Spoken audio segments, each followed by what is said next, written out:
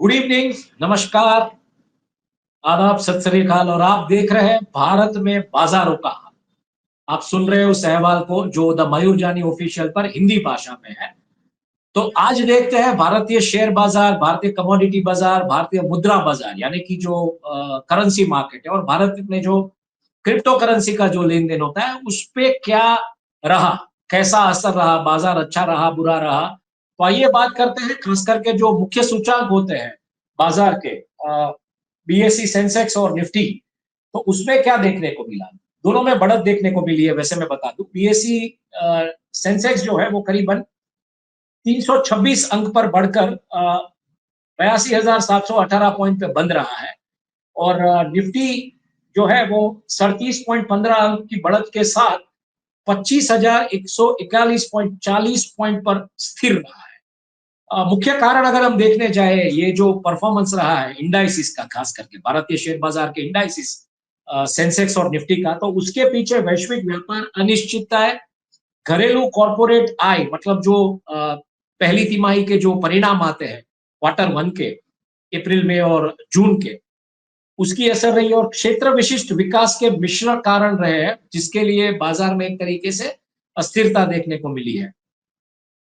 वैश्विक विकास विकास की प्रत्याशा विशेष रूप से अमेरिका चीन व्यापार वार्ताओं के कारण से ट्रेडिंग वॉल्यूम जो है वो थोड़ा नर्म रहा है। अब जैसे हमने प्रमुख जो कारण है उसके बारे में बातचीत तो की, लेकिन उसमें क्षेत्रीय बदलाव यानी कि उपभोक्ता वस्तुएं, ऊर्जा और प्रौद्योगिकी क्षेत्रों में सकारात्मक प्रदर्शन हमको देखने को मिला है। और इसकी वजह से भी जिस तरीके से आज मार्केट थोड़ा अप रहा, उसका एक कारण ये भी माना जाता है। तो आइए बात करते हैं अब एनएससी के टॉप गेनर्स, टॉप लूजर्स की और बीएससी के टॉप गेनर्स, टॉप लूजर्स की। तो एनएससी में वारी एनर्जीज, अदानी ग्रीन और पीएनसी इंफ्राटेक, ये तीनों कंपनी टॉप गेनर्स में पाई गई है। वारी एनर्जीज का शेयर जो है वो 5%, उसमें 5% उछाल देखने को मिला है। खास करके उसका Q1 का जो मुनाफा है ईयर ऑन ईयर बेसिस पे, मतलब पिछले क्वार्टर वन का जो मुनाफा था और इसमें जो मुनाफा हो रहा है, उसपे ऑलमोस्ट 89% का इजाफा देखने को। और दूसरा, दो नए मतलब जो प्रकल्प है उसकी भी घोषणा की है वारी एनर्जीज ने। तो इसकी वजह से शेयर बाजार ने आज, खास करके ट्रेडर्स और इन्वेस्टर्स ने वारी एनर्जी पे आज वारी वारी हो गया और उनके शेयर के भाव 5% अप गए। अदानी ग्रीन कल शाम को जब मार्केट, कल दोपहर को जब मार्केट क्लोज हो रहा था तो 2:45 के आसपास, 2:52 के आसपास मेरे ख्याल से ये न्यूज आया था कि क्वार्टर वन की जो उनका जो लाभ और राजस्व है, उसमें राजस्व मतलब उनकी जो इनकम, उसका मुनाफा नहीं लेकिन उसकी इनकम में 31% का इजाफा हुआ है on year on year basis, मतलब 31% बढ़ा है। और उत्पादन में वृद्धि देखने को मिली है एनर्जी प्रोडक्शन में, तो उसकी वजह से उनके शेयर का जो दाम है वो 4% अप गया है। दूसरी तरफ PNC Infratech south eastern coalfield limited में खनन सेवा को अनुबंधन के लिए L1 बीडर के तौर पे चुने गए, तो उसको भी शेयर बाजार ने वेलकम किया है और करीबन 3.5% वो स्टॉक बढ़ा है आज एनएससी पे। अब एनएससी के जो यूजर्स है उनकी अगर हम बात करें तो उसमें gas authority of India limited है, डॉक्टर रेड्डीज लैब्स है। डॉक्टर रेड्डीज लैब्स खास करके जो उत्सव का आशावाद और उसके बावजूद जो असमान क्षेत्रीय प्रदर्शन, उसकी वजह से वो स्टॉक गिरा है। मतलब डिमांड जैसी होनी चाहिए फार्मा गुड्स में या फार्मा प्रोडक्ट्स में, वो नहीं देखने को मिली है और उसकी वजह से बेसिकली ये स्टॉक गिरा है। गैस अथॉरिटी ऑफ इंडिया की अगर हम बात करें, gas authority of India limited GAIL की, तो उसमें क्वार्टर वन का जो मुनाफा होना चाहिए उसमें 31% का नुकसान देखने, मतलब नफे में नुकसान 31% की पिछले साल के मुकाबले, पिछले साल के क्वार्टर के मुकाबले इस बार इस क्वार्टर वन में 31% गिरावट देखने को मिली है मुनाफे में। और उसकी वजह से और वो जो मुनाफा है कुछ इस क्वार्टर में 1,886 करोड़ के आसपास कहा गया है, तो 4% गिरावट उसकी वजह से देखने को मिली।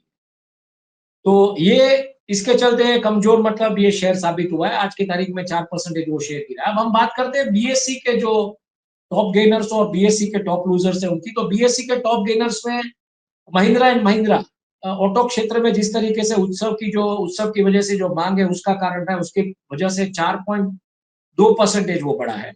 और खास करके जो ग्राम्य कृषि आधारित जो अर्थनीति होती है और ग्राम्य जो मानसून का डेटा आ रहा है वो बहुत ही प्रोत्साहनजनक होने की वजह से वहां पे ट्रैक्टर वगैरह की डिमांड बढ़ी है। तो इसकी वजह से आज महिंद्रा एंड महिंद्रा के शेयर में ऑलमोस्ट 4.2% की बढ़त देखने को मिली उनके शेयर के भाव में।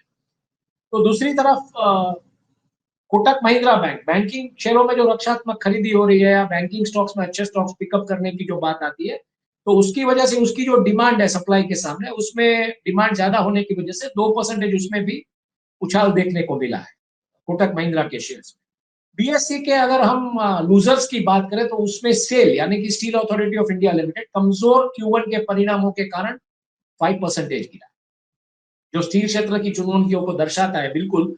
लेकिन हमको समझना पड़ेगा कि एनएससी पे gas authority of India limited और बीएससी पे steel authority of India limited, ये दोनों गवर्नमेंट की कंपनी है, मतलब ये पीएसयू है और पीएसयू से भारत सरकार को भी अच्छा खासा लाभ होता है उनके डिविडेंड वगैरह से। तो ये जो देखने को मिला है वो मुझे लगता है सरकार को भी थोड़ा इसमें ध्यान देना पड़ेगा कि क्यों ये इनके जो परिणाम है, पहली तिमाही के जो परिणाम है वो क्यों कमजोर आए। वर्लपूल एक दूसरा स्टॉक है जो बीएससी में मतलब टॉप लूजर्स में पाया गया है। उसमें एक खास कारण ये है कि उसमें जो Q1 में जो आय देखने को मिली वो कमजोर थी और उसकी वजह से दिखता है कि डिमांड टूटी हुई है, खास करके व्हाइट कंज्यूमर गुड्स में।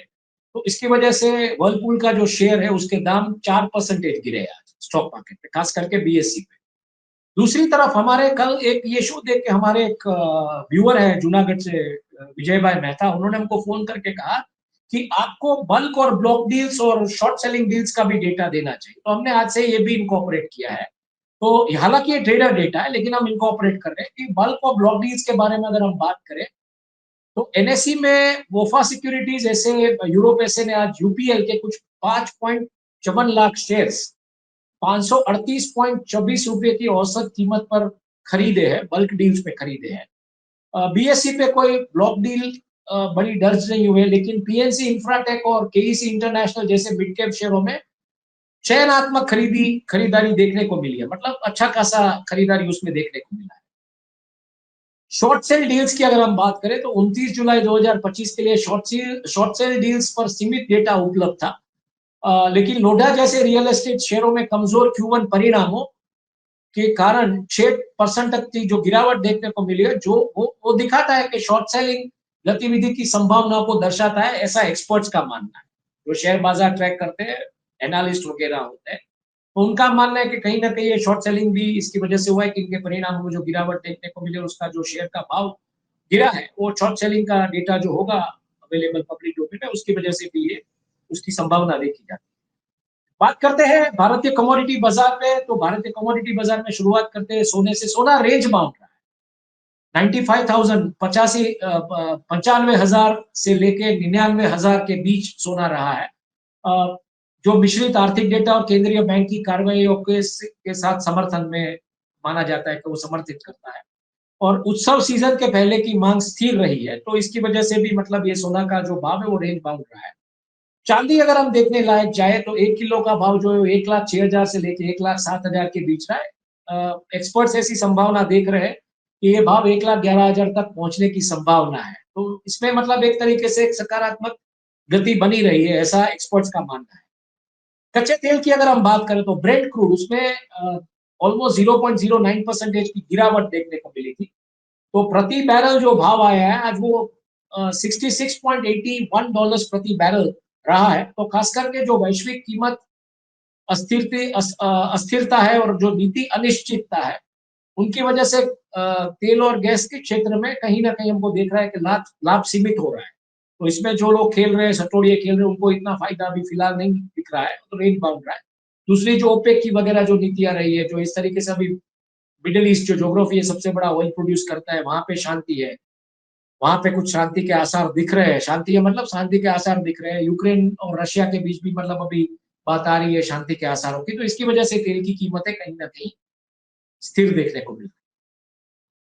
भारतीय मुद्रा बाजार की अगर हम बात करें तो भारतीय मुद्रा बाजार में क्या हुआ, अमेरिकी डॉलर जो के मुकाबले 6 पैसे मजबूत होकर 85.51 पर बंद हुआ है, जो मजबूत विदेशी फंड प्रवाह और कमजोर डॉलर इंडेक्स उसको समर्थित करता है। हालांकि कच्चे तेल की बढ़ती कीमतें और लाभ को सीमित किया मतलब है, लेकिन रुपया फिर भी करीबन 85.25 या 85.85 के बीच कारोबार होगा रुपए में, ऐसी उम्मीद जताई जा रही है एक्सपर्ट्स की तरफ से।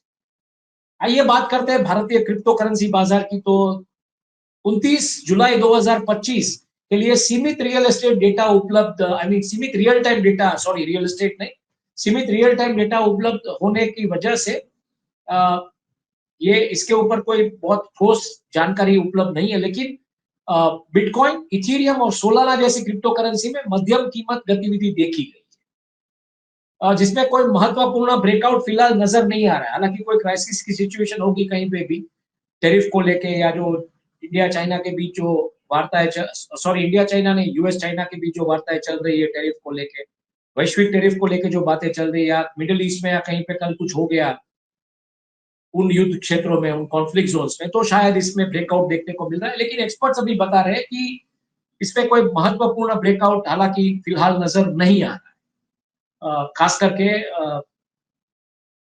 देखने जाए तो बिटकॉइन, इथेरियम और सोलाना, इन क्रिप्टो करेंसीज में। दूसरी तरफ भारत में अभी जो नियमनकारी जानकारी मिलनी चाहिए, इसकी जो स्पष्टता होनी चाहिए बिटकॉइन को लेकर। हालांकि फाइनेंस मिनिस्टर निर्मला सीतारामन जी ने कहा था कि एक कुछ सोच चल रही है इसको लेके, लेकिन जब तक स्पष्टता नहीं है तब इसके बारे में भारतीय परिप्रेक्ष्य से जो डेटा मिलना चाहिए वो मिल नहीं रहा है।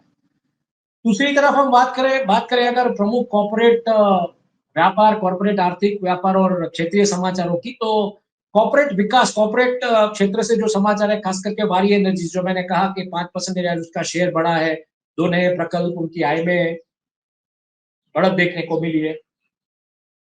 तो कहीं ना कहीं शेयर बाजार ने या इन्वेस्टर्स ने उसमें एक तरीके से अपना विश्वास रखा है। एम्बर एंटरप्राइज, इसराइल की यूनिट्रॉनिक्स कंपनी को 404 करोड़ रुपए में खरीदा है, तो इसकी वजह से इसके शेयर में भी 2% बढ़त देखने को मिली थी। एनएसडीएल आईपीओ, एसबीआई, एनएससी और एचडीएफसी बैंक के लिए शुरुआती दाव में लाभ हुआ है, ऐसी बात आ रही है। और आर्थिक और व्यापार जगत के समाचार की अगर हम बात करें तो अमेरिका चीन टैरिफ की वार्ताएं आगे बढ़ रही है। मध्यम अगस्त की समय जब नजदीक सीमा जब नजदीक आ गई है और आने वाले वैश्विक बाजार के मूड प्रभावित होगा, तो इसके चलते क्या बातें होती है, इसमें क्या निष्कर्ष निकलता है, इसका इम्पैक्ट हमको दुनिया के सब बाजार पे कहीं ना कहीं देखने को मिलेगा, ऐसी बात आ रही है। सेबी ने फिजिक्स वाला को आईपीओ को मंजूरी दे दी है। बड़े आईपीओ के लिए नियमों में ढील पर विचार किया है, जो पब्लिक मार्केट फंड रेजिंग, उसके लिए एक तरीके से एक सकारात्मक संकेत के तौर पे देखा जा रहा है।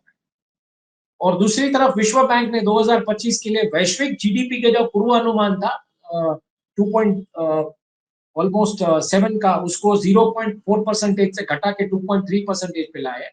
तो वो क्लियरली इंडिकेट करता है कि ये जो अनुमान घटाया इसलिए गया है कि टैरिफों की वजह से शायद ये पूरी विश्व की जीडीपी में इसका असर हो सकता है, इसीलिए वर्ल्ड बैंक ने जो एस्टीमेट्स है वो घटाए। क्षेत्रीय समाचारों की अगर हम बात करें तो बुनियादी ढांचा का जो क्षेत्र है इंफ्रास्ट्रक्चर का, उसमें जो खास करके हाईवे और स्मार्ट सिटी पर सरकार ने निरंतर खर्च ने पीएनसी जैसी, इंफ्राटेक जैसे शेयरों को समर्थन दिया है। दूसरी तरफ रियल एस्टेट में लोटा जैसी कंपनियों के कमजोर Q1 परिणामों के कारण 5वें दिन 6% एक गिरावट देखने को मिली है। शॉर्ट सेलिंग की भी बात आ रही है इसमें, जैसे एक्सपर्ट्स बता रहे हैं। और बैंकिंग जो है वो मजबूत, ऋण मांग जो है वो मजबूत है और बेहतर एनपीए प्रबंधन का इस क्षेत्र को समर्थन दिया है। तो इस वजह से बैंकिंग के शेयरों में कहीं ना कहीं हमको डिमांड देखने को मिल रही है। अब हम बात करें कल के मार्केट आउटलुक की, 30 तारीख का जो मार्केट आउटलुक है, अगर उसके बारे में हम बात करें तो शेयर बाजार जो है, भारतीय शेयर बाजार के वैश्विक व्यापार वार्ता और कॉर्पोरेट आय घोषणाओं के कारण सतर्क रहने के लिए एक्सपर्ट्स कह रहे हैं, जो ट्रेडर्स है या इन्वेस्टर्स, उनको कहते हैं कि शेयर बाजार रेंज बाउंड रहने की संभावना है। निवेशक बुनियादी ढांचा और बैंकिंग शेयरों पर ध्यान दें, मतलब इंफ्रास्ट्रक्चर और बैंकिंग के शेयरों पर ध्यान दें। रियल एस्टेट और कुछ एफएमसीजी पर दबाव रह सकता है, मतलब वो शायद वो शेयर्स उतने डिमांड में ना हो, या ऐसी बात आ रही है। निफ्टी 50 जो है वो 25,000 से लेकर 25,300 के बीच रेंज बाउंड रहने की संभावना है, उसका कारोबार इसके बीच होगा। और जिसमें 25,050 पर समर्थन और 25,500 पर प्रतिबंध, ऐसी बात आ रही है, एक्सपर्ट्स ऐसा बता रहे हैं। कमोडिटी बाजार की अगर हम बात करें तो सोना और चांदी के मौजूदा रेंज में रहने की उम्मीद है। उत्सव की मांग समर्थन प्रदान करेगी, किस तरीके से उत्सव की जो मांग आती है तो उसमें शायद बढ़त देखने को मिलेगी। कच्चा तेल जो है वैश्विक आपूर्ति गतिशीलता और ओपेक के निर्णयों के कारण भी अस्थिर रह सकता है, ऐसी बात फिलहाल आ रही है। मतलब अभी तो कीमतें घट रही है, अच्छी बात है। मुद्रा बाजार की अगर हम बात करें तो जैसे पहले ही हमने कहा कि रुपया 85.25 से लेके 85.85 तक रेंज बाउंड रहने की संभावना है। तो कल का जो व्यापार है वो 85.30 से लेके 85.80 के बीच का रहने की संभावना जताई जा रही है। जो एफआई प्रवाह पर समर्थित होगा, एफआई मतलब किस तरीके से अपना फंड डालते हैं, क्या करते हैं। और कच्चे तेल की कीमतें जो है वैश्विक व्यापार विकास की जो बातें होगी तो उसमें कहीं ना कहीं ये रेंज बाउंड रहने की भी संभावना है, ऐसा एक्सपर्ट्स का मानना है। क्रिप्टो करेंसी के बाजार में रेंज बाउंड रहने की उम्मीद है, जैसे मैंने कहा पहले ही। लेकिन एक स्पष्ट संकेत जो आ रहा है निष्णांतों की तरफ से, एक्सपर्ट्स की तरफ से, वो ये कह रहा है कि निवेशकों को बिटकॉइन और इथीरियम के ब्रेकआउट सिग्नल पर नजर रखनी चाहिए। मतलब वो किस दिशा में जाएगा, नीचे ब्रेकआउट होगा या ऊपर होगा, उसके ऊपर आपको नजर बनानी पड़ेगी। निष्कर्ष जो है आज का वो क्या है? 29 जुलाई 2025 को भारतीय शेयर बाजार ने सतर्क लेकिन स्थिर प्रदर्शन दिखाया है। जो मिड कैप और स्मॉल कैप शेयरों में चैनवाद खरीदी जो हुई, खरीदारी हुई, उसकी वजह से, और ऊर्जा और बुनियादी ढांचा क्षेत्र मतलब इंफ्रास्ट्रक्चर जैसे क्षेत्रों में ताकत से प्रेरित था। वो क्लियर दिख रहा है जिस तरीके से इंफ्रास्ट्रक्चर कंपनी के और रिन्यूएबल एनर्जी के कंपनी के जो डेटा है उसके मुताबिक, खास करके उसके Q1 अर्निंग्स के लिए था। वैश्विक व्यापार अनिश्चितता है और मतलब मिश्र आय जो है कॉर्पोरेट आय, उसकी वजह से अस्थिरता कहीं ना कहीं नियंत्रण में रही है। इसकी वजह से बाजार आज ग्रीन काउंटर्स में पॉजिटिव नोट पर बंद रहा है। 30 जुलाई के लिए निवेशकों को जो आई रिपोर्ट मतलब कि जो Q1 का जो कॉर्पोरेट अर्निंग्स का डेटा है उसके ऊपर, वैश्विक व्यापार अपडेट्स क्या होता है टैरिफ को लेके, खास करके चीन और अमेरिका के बीच, विशेष रूप से बैंकिंग और बुनियादी ढांचा मतलब बैंकिंग और इंफ्रास्ट्रक्चर के जो शेयर्स है उसमें जो क्षेत्रीय गतिविधियां होगी उसके ऊपर नजर रखनी पड़ेगी।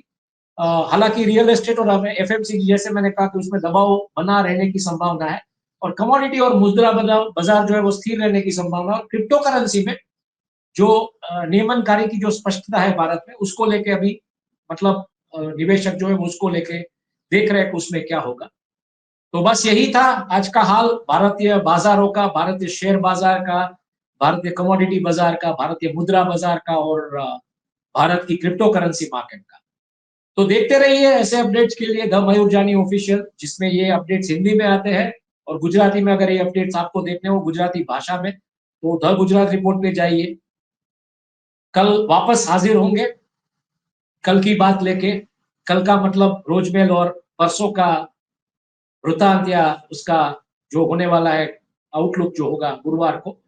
तो ये कार्यक्रम हफ्ता के 4 दिन में सोमवार से लेके गुरुवार तक रहेगा और आप ये देख सकते हैं। तो तब तक मुझे इजाजत दीजिए, कल वापस मिलते हैं।